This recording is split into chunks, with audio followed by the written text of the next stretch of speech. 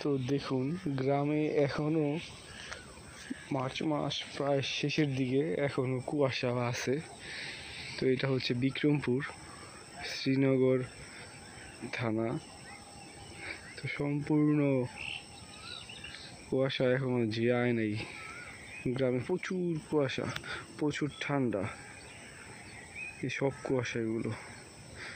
মাঠের লোকেরা কাজ করতেছে, আলু উঠাইতেছে। বিক্রমপুরের বিখ্যাত আলু, আলু না এটা হইতেছে হয়তো অন্য কিছু।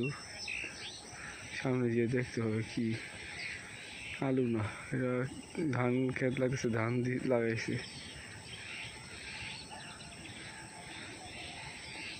সব কুয়াশা।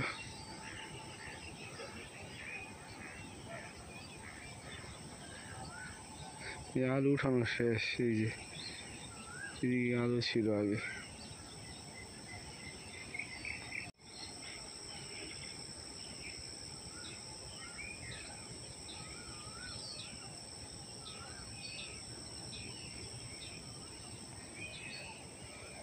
তো ভিউয়ার্স, আজকে গ্রামে আসলাম।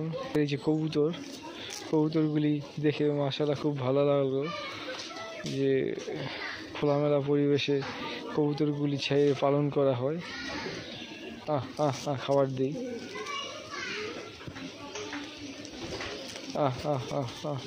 এই খাবার। এই যে এখানে কবুতর পালা হয়। গ্রামীণ পরিবেশে পালা হয় আসলে। এই যে ভিউয়ার্স দেখতে পাচ্ছেন,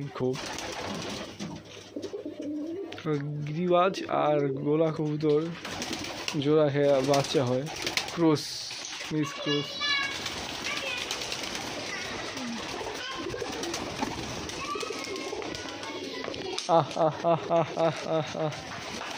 এই যে ভিউয়ার্স, কবুতর আসতেছে। ছেড়ে পারলে আসলে কবুতরের অনেক রোগ প্রতিরোধ ক্ষমতা বাড়ে। মুরগিও আছে, যে মুরগিও আসতেছে। ভালোই লাগে আসলে। গ্রামে কবুতর ছেড়ে পারলে কবুতরের রোগ ব্যাধি কম হয়, অনেক ধরনের খাবার খায়। খেতে জায়গা, অনেক ধরনের খাবার খেতে খুবই ভালো লাগে। গ্রামে কবুতর ছেড়ে পালন করে, যার কারণে কবুতর অসুস্থ কম হয়। সব গোলা আর গিরিবাজ কবুতর মিলে আসলে বাচ্চা। যে একটা কবুতর ভালো, সবুজ গোলা, এইটা ঢাকাইয়া কবুতর। এই একটা কবুতরই সব থেকে সুন্দর দেখলাম। আর একটা কবুতরও তেমন মোটামুটি আর কি। দেখতে পাচ্ছেন ভিউয়ার্স, গ্রামের পরিবেশে কবুতর পালা। এই যে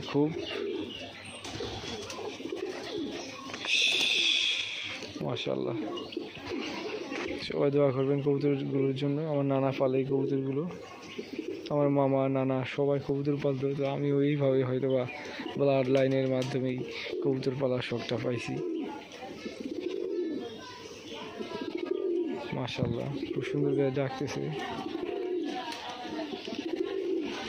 একটা গোলা একটা গিরিবাজ কবুতর জোড়া খায় উল্টাপাল্টা কালারের বাচ্চা হয়েছে। মাশাআল্লাহ। তো সবাই ভালো থাকবেন। চ্যানেলটি ভালো লাগলে সাবস্ক্রাইব করবেন। আসসালামু আলাইকুম।